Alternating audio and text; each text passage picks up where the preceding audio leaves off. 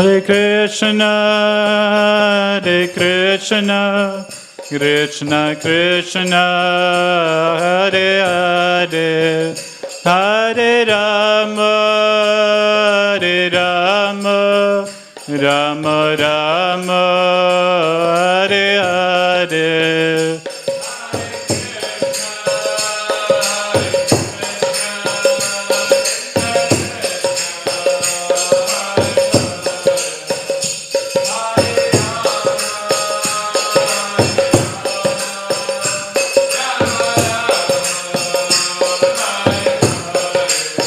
Hare Krishna, Hare Krishna, Krishna Krishna, Hare Hare, Hare Rama, Hare Rama, Rama Rama, Hare Hare.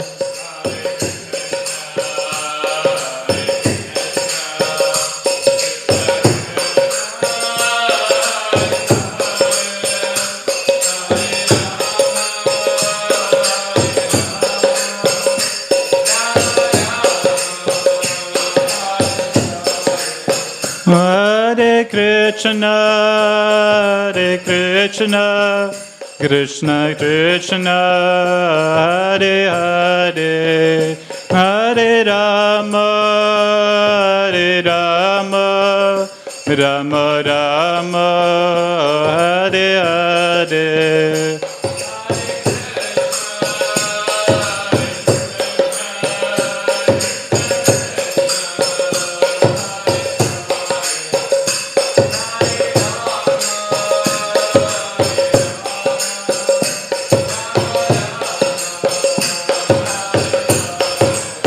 Hare Krishna, Hare Krishna, Krishna Krishna, Hare Hare, Hare Rama, Hare Rama, Rama Rama, Hare Hare.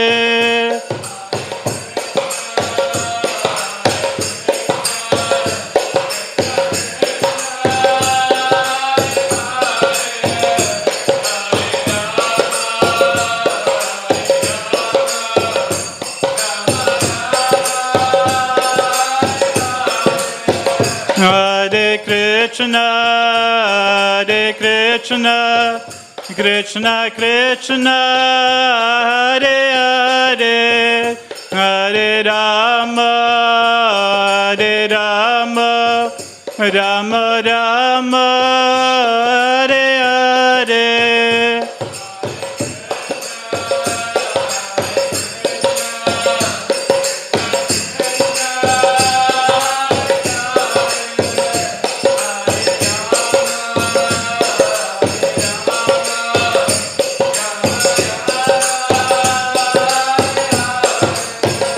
Jaya Radha Gopinatha Radha Gopinatha Shri Radhe.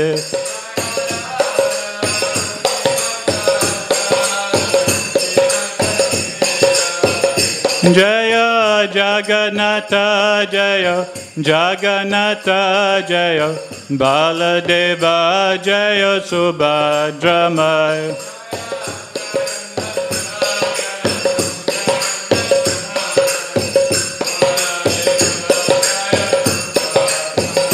Jaya Gauranitai Jaya Gauranitai Jaya Gauranitai Jaya Gauranitai.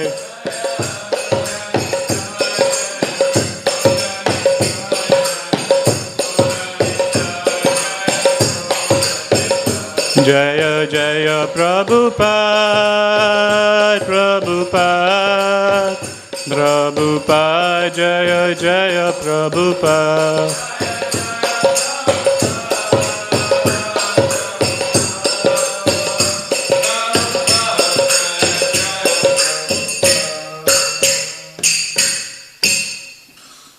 Jai Om Vishnupad Paramahamsa Paragachara Stotar Sata Shri Srimad His Divine Grace Shavesa Bhaktivedanta Swami Srila Prabhupada Ki Jai.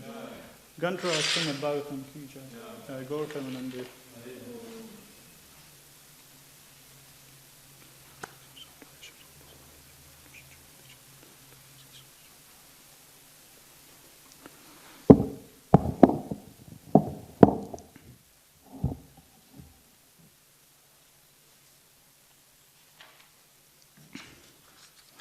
Om Namo Bhagavate Vasudevaya.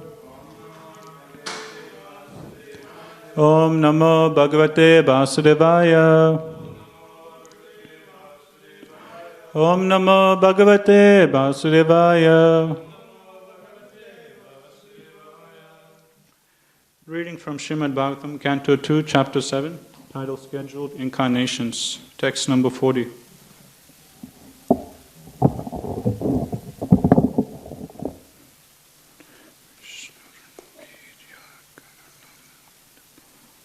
Vishnurnuvirya gananam katamo arhatiha. Vishnurnuvirya gananam katamo arhatiha. Ya partivani apikavir bimame rajamsi. Ya partivani apikavir bimame rajamsi. Chaskambaya swarahasas kalata tripristam. Chaskambaya swarahasas kalata tripristam.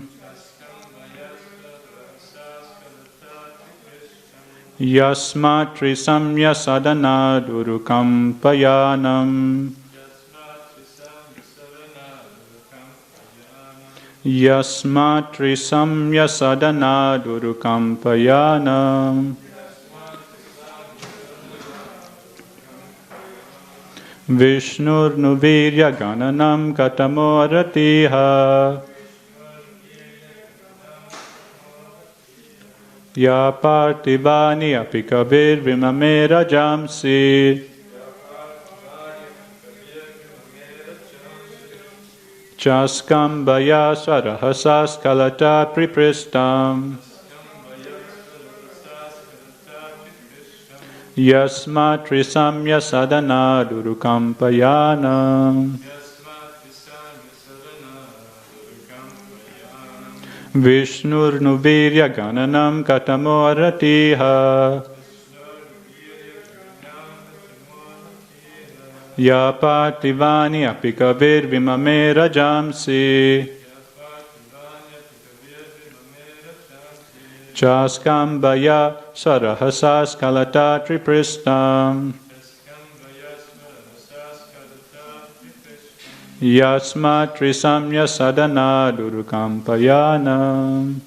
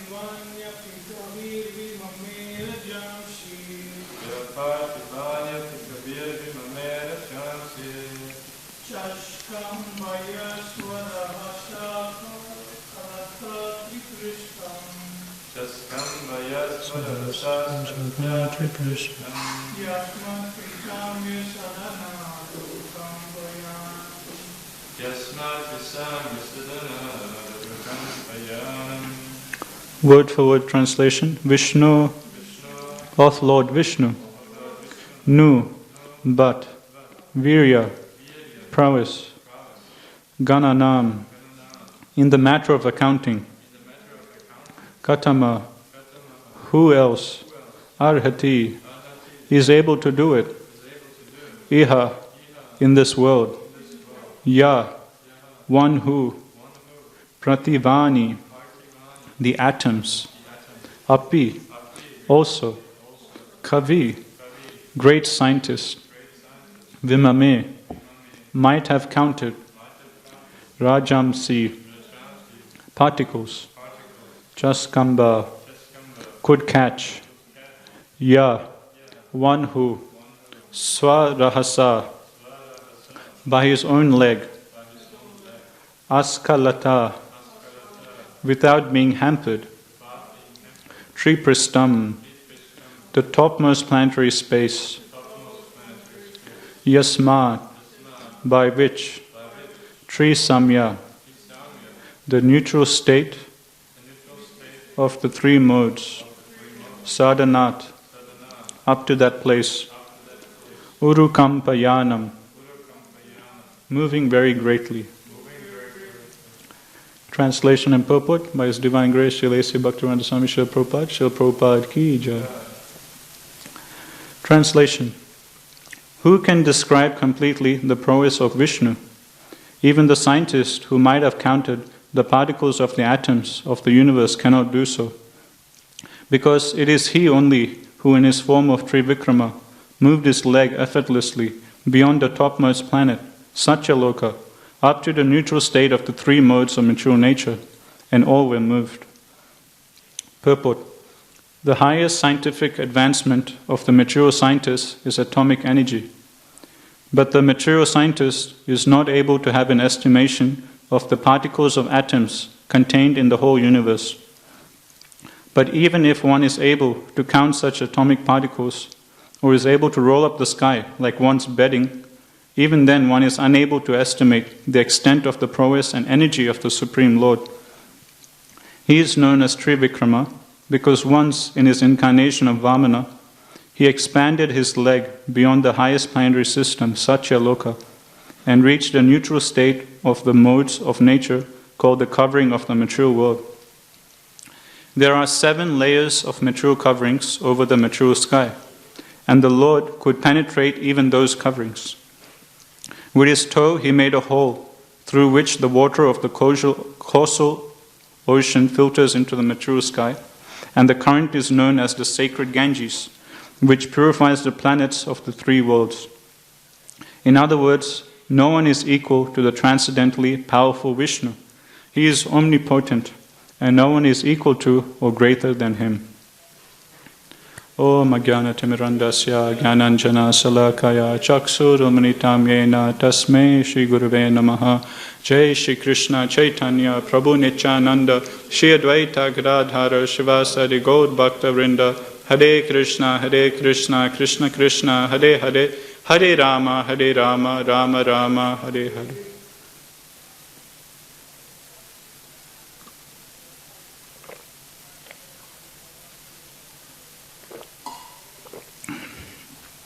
Hare Krishna, everyone. Thank you for coming to Srimad Bhagavatam class today.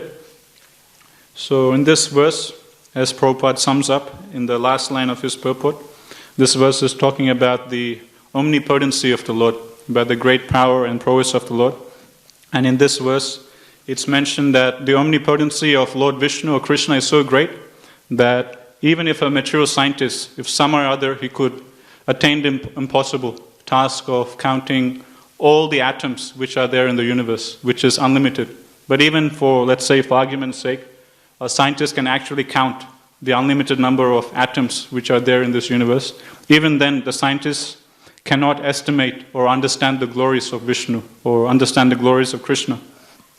And in his purport, Prabhupada goes one step further and says, even one day, maybe the scientist, he can roll up the sky, just like he rolls up his bed. Just like in the morning when we wake up, we have a sleeping mat and a sleeping bag, and after we wake up, we roll it up and put it into the corner. And it's done with great ease. You just roll up your sleeping bag, just put it in the corner. You don't even think about it. So Prabhupada says, even if the material scientist, one day he comes to the stage to roll up the whole sky, the unlimited sky, if he can just roll it up just like his bed, even then the scientist, he won't be able to understand or estimate the glories of Vishnu. What to speak of a small, tiny, little material scientist here with a tiny brain? The Shastras explain even Lord Anantashesh. And Anantashesh, he's not even an ordinary jiva like you and me. It's not like he's some empowered jiva or some great demigod, but he's actually an incarnation of the Lord. He's a Vishnu Tattva. But even he can't estimate the glories of the Lord. In Chaitanya Charitamrita it's explained that Lord Anantashesh, with thousands of mouths, eternally he has been glorifying the Supreme Lord. Eternally he's been singing different prayers and glories about the Supreme Lord's wonderful activities. But even after thousands and millions of years, billions of years of reciting the glories of the Lord, with his thousands of mouths, still he hasn't come to the end. He hasn't come to the conclusion of the glories of the Supreme Lord. So this is how great Krishna or Vishnu is. And we see the same thing in Krishna book with Lord Brahma. During the Brahma Vimohan Leela, after Lord Brahma, he comes to his senses and he comes and apologizes to Krishna. He offers his dandavats to Krishna's lotus feet, and with his tears, Lord Brahma is doing an abhishek of Krishna's lotus feet.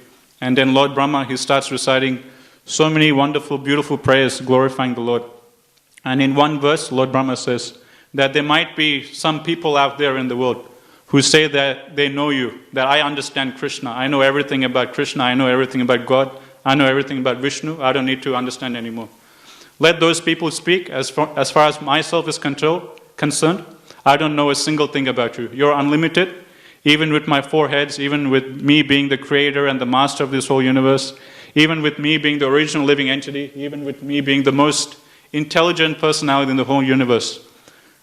As far as myself is concerned, I can confidently say that I can never understand you, Krishna. You're unlimited, your glories are unlimited. I can never come to the stage of understanding you. So if Lord Brahma, Prabhupada writes in his purports, that if Lord Brahma himself, the most intelligent, the original living entity in this universe, if he himself is saying that he can't understand the glories of Krishna, if even Anantashesh, who is Vishnu Tattva, who is incarnation of the Lord, if even he himself cannot estimate the glories of the Lord, even though he himself with thousands of mouths and glorifying for millions and millions of years can't come to the conclusion of Krishna's glories, then what to speak of us? So in this way the Shastras, they explain how Krishna is unlimited, his glories are unlimited, his omnipotency, his omnipresence, his omniscience, they're all unlimited, and no one can ever come to fully understand the glories of Krishna's activities. What to speak of ordinary living entities, what to speak of the highest living entity Brahma, what to speak of incarnations of the Lord understanding Krishna. Even Krishna, he himself, he cannot estimate his glories. And this is again explained at the start of Chaitanya Charitamrita in Adi Leela, in the chapter which describes the reason for Chaitanya Mahaprabhu coming, and which describes the glories of Radharani. In that chapter, Krishnadas Kaviraj Goswami, he explains that to fulfill three desires, Krishna comes in the form of Lord Chaitanya Mahaprabhu. One is to understand the glories of the love that Srimati Radharani has for him. And one of them, the second one, is that he wants to understand what are the qualities in me which Radharani finds so intoxicating, that gives Radharani so much pleasure. What are the qualities that she's seeing in me? And one example Krishnadas Kaviraj Goswami he gives is one time Krishna was in Dwarka, and in Dwarka they have these beautiful marble floors. And in this marble floor, if you just look down, you can see your own reflection. It's like so reflective. It's like some different kind of marble. So one time Krishna, he just looked down onto the marble and he saw his own reflection. And seeing his own beautiful reflection, Krishna, he himself was astonished. Who is this beautiful personality? So beautiful, so enchanting. Am I really this beautiful? Like that, Krishna was thinking to himself. So that's one example Krishnadas Kaviraj Goswami he gives. And Krishna is trying to understand that what are all these qualities in me which is making Radharani so much happy, which is giving Radharani so much ecstasy. And to understand this, naturally he has to come outside of himself in the mood of a devotee, to understand what are all the qualities, the glorious qualities he has in himself. So in this way, in Chaitanya Charitamrita is explained that even Krishna, he himself, he can't understand his glorious qualities. It's explained that Krishna's glories are always expanding. Krishna, with his transcendental intelligence, at one point, Prabhupada explains, at one stage in time, he'll figure out, okay, this is how great I am. But just at that moment, he understands how great he is, his glory is already expanded even more. Then again, using his intelligence, he'll say, okay, this is how great I am. Then again, his glories, being unlimited, they'll expand even more. So in this way, it just goes on eternally like this. Krishna tries to figure out his glories, but his glories are always expanding. So in this way, Prabhupada explains that even Krishna himself, the Supreme Lord, even he himself can't estimate his glorious qualities. So what to speak of incarnations of the Lord, what to speak of Lord Brahma himself, and what to speak of tiny little jivas like us. We don't stand a chance. It's impossible for us to ever come to the point of understanding the glories of the Lord, to estimate how great Krishna is. So that's the main theme that this verse is pointing out. I'll just recite the translation again. Who can describe completely the prowess of Vishnu? Even the scientist who might have counted the particles of the atoms of the universe cannot do so, because it is he only who in his form of Trivikrama moved his leg effortlessly beyond the topmost planet Satyaloka, up to the neutral state of the three modes of material nature. All were moved. And in this verse, the example being given by, I think this is Brahma, speaking, the example given by Brahma to explain about how great are the glories of the Lord, how great is the omnipotency of the Lord, that no one can estimate his glories. And Lord Brahma is referring to the pastime of Lord Vamanadev. And in this pastime, again, as Prabhupada is mentioning in his purport, we can see how great the Lord is, how great is his omnipotency. What Lord Vamanadev did is no ordinary feat. It's mentioned that he was on planet Earth with Bali Maharaj, but he extended his feet all the way past of all the higher planetary systems, even past Satyaloka. And his feet extended all the way up to the covering of the universe. And as we heard in the purport, with his big toe, Lord Vamanadev, he created a hole through the 7 coverings of the universe. And then the transcendental water from the causal ocean then descended into the material universe in the form of the Ganges. So this is a pastime as it goes. And if we think about it, this is incredible.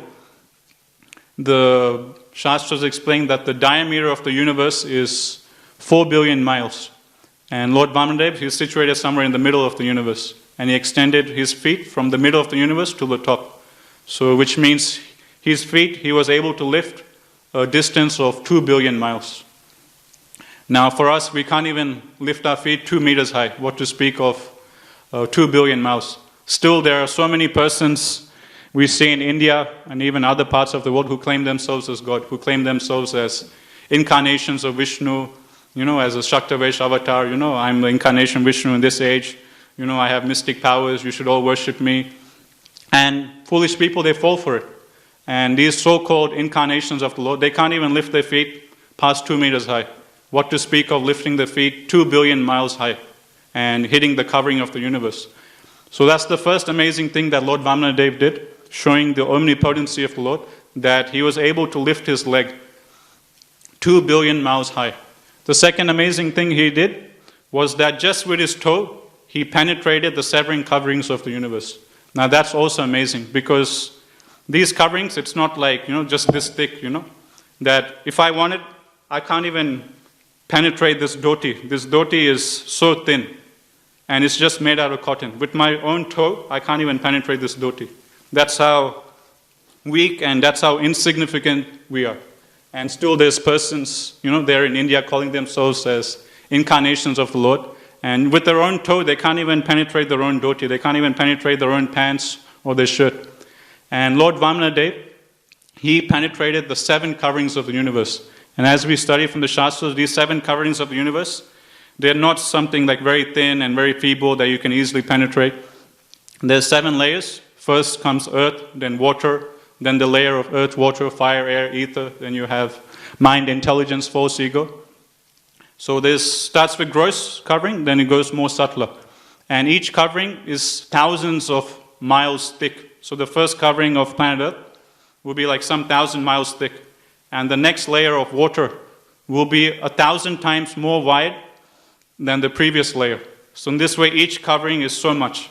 And if you analyze it, it seems like the distance of the covering of the universe, it seems to be even more than the actual universe itself inside. So the covering of the universe is so thick, it's so dense. And Lord Vamanadev, just with his toe, he was able to penetrate all 7 coverings of the universe. So this is why he is God. This is how the Supreme Lord Vishnu is God. And the so-called incarnations of the Lord, if you ask them to do this, they can't even lift their feet about 2 meters high. They can't even penetrate their own dhoti with their toe. What to speak of penetrating this ceiling above us or penetrating the coverings of the universe. But still foolish people, as Prabhupada explains, there are still foolish people. They accept these so-called yogis or these personalities in India who claim to be God. People accept them as God because people are, as mentioned at start of Bhagavatam by Sutta Goswami or by Sonaka Rishi in the first chapter of Bhagavatam, that in this age of Kali, people will be so dull and so dumb, so unintelligent. And above all, they'll be very unfortunate. Unfortunate in the sense, Prabhupada explains, that in general people will be atheistic, they won't be inclined towards spirituality. But even if by chance, let's say some suffering comes upon them in their life, like how it's happening now, this coronavirus, and people are really starting to think, what is the point of life? People are starting to question about the nature of this world and, is the purpose of life just to earn money and just have a good time, or is there some higher purpose? So at times of suffering, like earthquakes, tsunami, or a big pandemic, like as it's going now, people start to slowly think. They come out of their box of just sense enjoyment, they come out of their box of just sense gratification, and they start thinking about the purpose of life. But Prabhupada explains in his purport, but the nature of Kali Yuga is such that even if, say, a certain rare section of society, in general, everyone will just be, solely aimed at sense gratification. But if a certain few people from that big group, they start turning away from sense gratification, and they start becoming inquisitive about the purpose of life. What should I do? And they start becoming a bit more spiritual. Even those persons, instead of coming to Krishna's lotus feet, they'll be misdirected to some false spiritual group. That's why they consider it unfortunate. And we see this all around us. There's so many bogus spiritual groups all around us. So many different yoga centers and, Kundalini, Reiki, this yoga, that yoga, and so many pseudo-spiritualists, incarnation, so-called incarnation of the Lord, fake gurus, and so many pseudo-New Age spiritual groups. And none of them are preaching the essence of Bhagavatam. None of them are preaching the essence of spiritual life, which is love and devotion to Krishna's lotus feet. Instead, they're sidetracking everyone to other different paths. So in this way, even those few rare persons in society who want to be spiritual, who want to go away from the rat race of this material world, even they are also being misguided.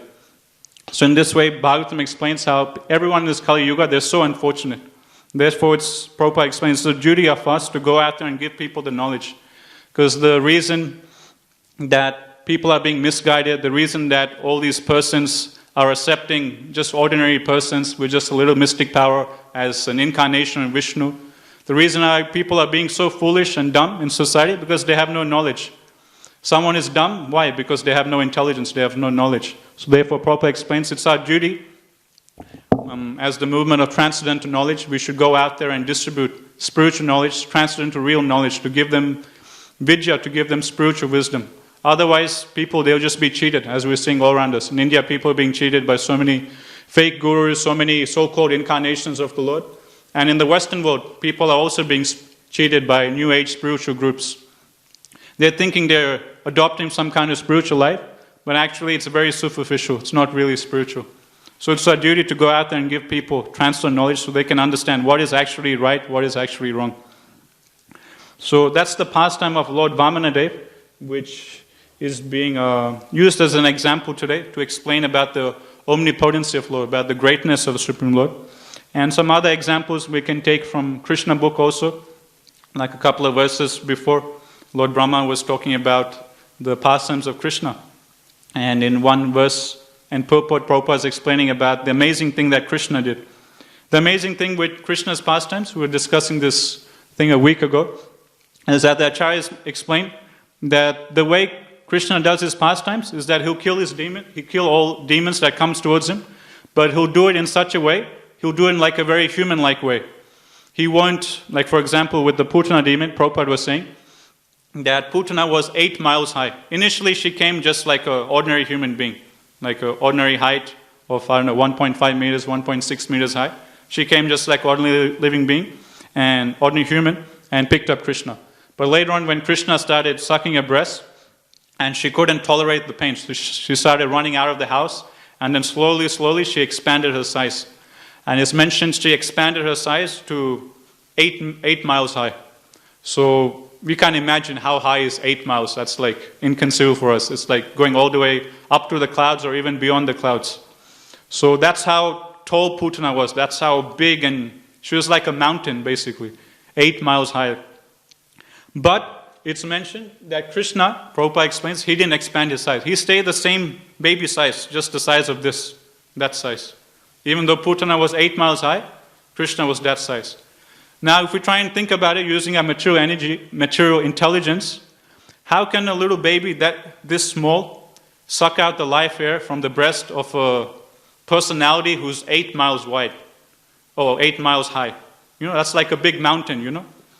How can a little baby with a mouth just this big, you know? His mouth would just be like the size of this microphone. That's how big Krishna's mouth is. How can someone with a mouth of just that big suck the life air from the breast of a big demoness that's 8 miles tall? It doesn't make sense. Same thing we can take with Trinavarta. Again, he was a big, huge demon. He came and he created a hurricane all over Vrindavan. Vrindavan is like a big town. And Trinavarta, he was so powerful, he created a big dust storm all over Vrindavan. And again, he lifted up Krishna high into the sky. And again, you can imagine Trinavarta is some big, huge demon just like Putana. And you can imagine the diameter of Trinavarta's neck. His neck won't be just like this thin, like my neck. He's a big, huge demon who's able to create a whole dust storm over a whole city, over a whole town. So you can imagine his neck to be, you know, like so wide, like this wide.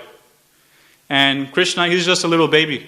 You know how much will be the diameter of Krishna's hugging or Krishna's fingers, you know? He can only grab this much space with his fingers.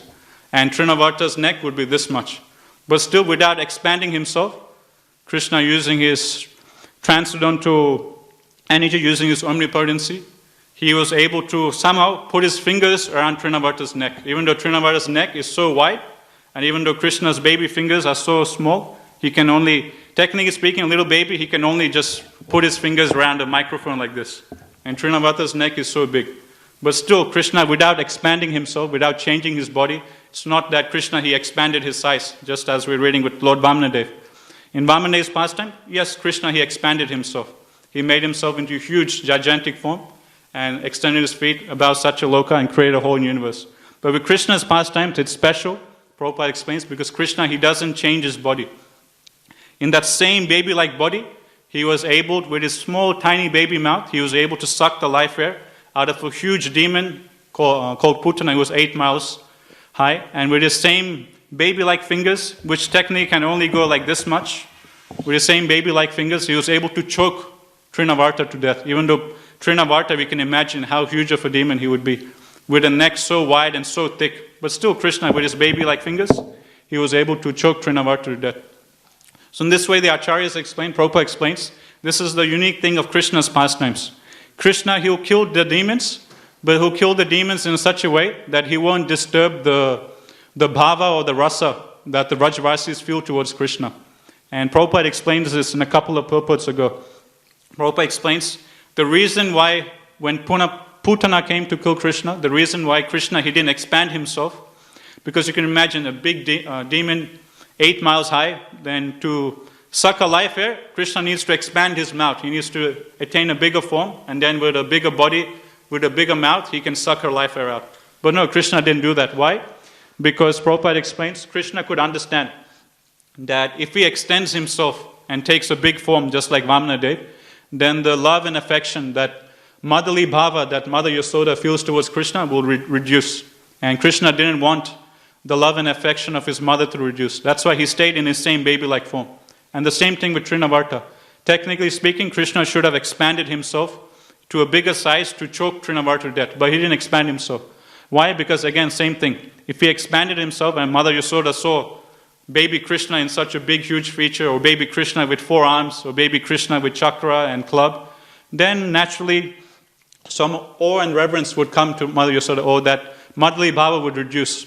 And to stop that, or to make sure that Mother Yasoda's motherly bhava is not disturbed, and for the other Vrajavasis, Krishna, he stays in that same form. So this is the unique characteristic of Krishna's pastimes. He'll kill the demons, but at the same time, he'll do it in a way that the rasa that different Vrajavasis feel towards him won't be disturbed. Other pastimes we see in Krishna book, how Krishna is showing his transcendental omnipotency, which no one else can match. In Nectar of Devotion it is explained that Krishna's lotus-like body is so soft that if you take a newly grown leaf, so a newly grown leaf will be so soft, and if you take that newly grown leaf and you just touch it to Krishna's skin, then immediately the reddish color of your skin will immediately go away and there'll be like a white mark coming. So that's how soft Krishna's skin is. For us, you have to really press on your skin and then you'll see, okay, the blood going to the sides and then there'll be some white mark there. But for Krishna's body, it's so soft, Rupa Goswami explains, you just take a small newly grown leaf and you just tap it to Krishna's body, immediately you see some effect on Krishna's body. The blood will go to the sides and you'll see there'll be a white patch on Krishna's skin. So that's how soft Krishna's skin is. But even though his skin is so soft, with that same transcendental body, Krishna is killing all these big, big demons. That same body which is so soft that a newly grown leaf is able to affect, with that same transcendental body, he's able to kill the Kasi demon. It's mentioned when Krishna killed the Kasi demon, at the end, he put his fist through the mouth of Kasi. And it's mentioned Kasi, when Krishna's fist came into his mouth, it was like a big red hot iron rod coming into his mouth. And in the Rasa Leela, we see the opposite effect. In the Rasa Leela, when the gopis, they were perspiring, they were getting tired from dancing with Krishna for so long, and perspiration was coming down from the lotus face of the gopis. Then Krishna, it's mentioned, Sukadeva Goswami explains, with his cooling lotus-like hands, Krishna, he wipes off the perspiration from the face of the gopis. And it's mentioned that Krishna's lotus hand was just like so cool and calming, just like the moon. Just like the moon is very cooling. In the same way, Krishna's lotus-like arms was giving a very cooling effect to the faces of the gopis and was giving them neuro energy to further dance with him in the Rasa Leela. So the same transcendental body of Krishna, which is so soft that is even affected by a newly grown leaf, the same transcendental body of Krishna, which in one instance is giving a very cooling effect to his devotees, with that same body, he is able to make it that it feels like a red-hot iron rod for a demon like Kasi. So in this way, in Krishna Leela also, we see so many instances of the omnipotency of the Lord, about the great power the Lord exhibits. Another example, classic example, is that of Govardhan Leela. A little 7-year-old boy lifting a big mountain, thousands and thousands of tons, just with his pinky. We always hear about the amazing feat that Krishna did in terms of lifting Govardhan, because Govardhan is so heavy. So how can a little boy lift Govardhan hill so high? But another amazing thing we can see in this pastime, one amazing thing is that, to lift something so heavy, that's incredible. The second amazing thing is to balance something so heavy, just on a pinky for 7 days and 7 nights. That's another amazing thing, or another amazing characteristic of that pastime. Just like, let's say we take this piece of paper. It's very light, but even I can't balance this piece of paper which is so light on my pinky. I can't even do that. Let's say even if I can balance it on my pinky, how long can I do it? Maybe for 7 seconds I can balance, then it'll fall down. But Krishna, what to speak of balancing a piece of paper for 7 days and 7 nights? He balanced an object which was thousands and thousands and thousands and thousands of tons in weight. Something so huge, something so massive, something so heavy, he was able to balance on his pinky. Not just for 7 seconds, just quickly balance it and then, put it onto ground. Not for 7 minutes or 7 hours, but 7 days and 7 nights, Krishna was able to balance Govardhan hill on his pinky. So that's the second amazing feature we can see in Govardhan Leela. First amazing thing is to obviously lift something so heavy. Second amazing thing is to balance such a heavy object just on his pinky for 7 days and 7 nights. Amazing thing number 3 of this pastime is that while Krishna is lifting Govardhan hill for 7 days, 7 nights, he has thousands and thousands of different people staring at him. And if you think about it, for us, if even one person just stares at us, immediately we start feeling uncomfortable. Immediately, it's just like very awkward. Like if I just stare at you just for like 7 minutes, what to speak of 7 hours and 7 nights. Just after 7 minutes, you feel uncomfortable. You just want to leave the room and go away, or you tell me, stop staring me, Prabhu, you just, are you weird? What's happening, You just make me feel awkward. You tell that person to stop staring at you, or you just run away. It's just very awkward having someone just stare at you just like that. But Krishna, he didn't just have one person staring at him. He had thousands and thousands of Rajavasis just staring at him, just looking at him like that for 7 days and 7 nights. For us, we can't even stand that for 7 minutes. What to speak of tolerating that for 7 days and 7 nights. But Krishna did that. He wasn't the slight bit affected with thousands of people staring at him. A lot of us, we get stage fright, When we come in front of a lot of people, we start feeling a bit nervous and we get some stage fright. Hair starts standing on hand, we start getting nervous, sweat starts coming from our forehead. But Krishna, he has no stage fright. He doesn't feel awkward when people are staring at him. And again, he's not affected. He was able to pick up something so heavy. He was able to balance something so heavy for 7 days and 7 nights. An amazing thing, number 3, he wasn't the slight bit affected with so many people just staring at him continuously for 7 days and 7 nights. So Krishna can take that. And my Guru Maharaj always makes the point that Krishna is the only person in the world that you can come and just stare at him. And he won't say a thing. He won't feel uncomfortable. He won't feel distressed. But actually he'll enjoy it. He'll really like it. And he'll bless us with his blessings. So my Guru Maharaj says that every day we should come in front of the deities and just stare at the deities and speak to them and offer praise to the deities given by the previous acharyas, and then we can offer our own personal prayers also. He's the only person we can stare at and he won't say anything. He won't feel uncomfortable. So again, in Govardhan Leela, we see the wonderful omnipotency of the Lord. Another pastime we see later on in Dwarka Leela, how Krishna married 16,000 queens all at once. Ordinary person in this world, they can't even marry 16 wives, what to speak of 16,000. And it's not that initially, when we hear that Krishna married 16,000 wives, we think, okay, there was like one big, palace or one big courtyard in the open, and there was one big fire yagna, and then Krishna is there, and then you have all the 16,000 queens surrounding him, All the queens are on this side, and some behind him, and some on that side, like this. You have Krishna, and then all these queens around him, and there'll be like one big fire yagna, and somehow Krishna just, in like one shot, he married all 16 of them in one big fire sacrifice, one big marriage ceremony. But actually, it's not like that. In Bhagavatam, it's explained, the acharyas, they give details, that there was a separate marriage ceremony for every single queen in that 16,000 group. So there was a separate place where Krishna had a marriage ceremony for each of those 16,000 queens. So let's say there was one marriage ceremony for queen number 1 in here, North Sydney. There was another marriage ceremony for queen number 2 in Crow's Nest. There was another marriage ceremony for queen number 3 in Neutral Bay. Another marriage ceremony in Milson's Point, like this, so on and so on. So simultaneously, Krishna expanded himself into 16,000 forms, and simultaneously, Krishna had a separate marriage ceremony for every single one of the queens. So this is how personal Krishna is. Not only that, Krishna's parents, Vasudeva and Devaki, they were present with Krishna in all of these 16,000 marriages.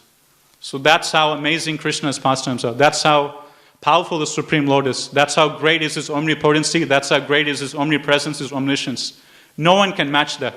Okay, someone in this mature world may be able to marry, not 16,000, not 1,600. Maybe they can marry 16 ladies. But can they have a separate marriage ceremony for the 16 ladies in 16 separate places?